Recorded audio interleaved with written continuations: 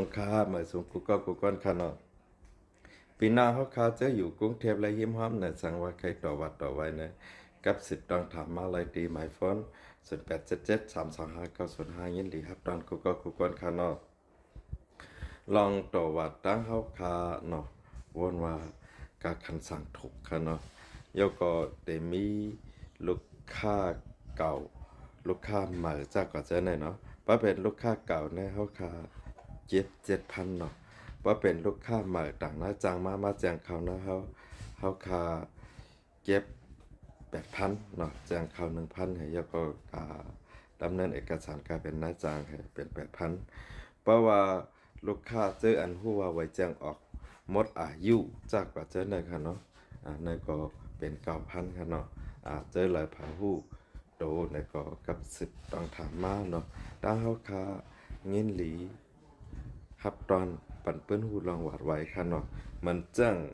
ข้าวเสือเจนไล่เพศหวาดไว้เนอะพี่น้องเขาชอกเตาหาไล่ในแรงใน Facebook ใน YouTube ใน TikTok เนาะค่ะเขาลงไว้กูช่องตั้งกับนายหมังเจออ่าพงสู่เจ้าแต้มลิกใต้มไล่เนอะเขียนก็ว่า0877325905นั่นเนาะเฟซส่วนโตวค่าอันค่าฮับพี่น้องเขาเนี่ยจื้อเพชรขาจื้อใจแรงเพชรปุ๊บแล้วเนี่ย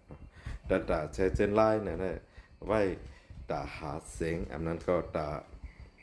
เอาให้พี่น้องเขา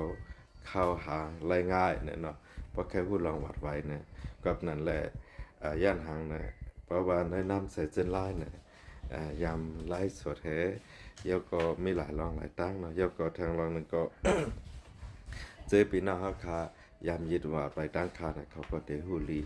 อันในเสเจนไลน์เนี่ยคำพักไม่เชนจางไว้ค่ะเนาะอันค่าพักไม่เชนจางไว้เนี่ยจือใจแรงเพชรพวกแล้วนะครับเนาะเอาค่าเจ้งหือกะลีเนี่ยตอนตากรุงเทพและยิ้มหอมเนาะยินหลีฮับตอนเนาะมาปีหน้าเขาได้อยู่สมุทรปราการเนี่ยอยู่ปทุมธานีเนี่ยอยู่นนทบุรีเนี่ยก็มีเจ้านายมาก็ยินหลีฮับตอนเนาะเพราะมีเจ้านายมาเนี่ย ต่อไว้เหตุการณ์ให้ประกันสุขภาพพวกเรือนในข้าวขาวอยู่ที่6,000 วัตต์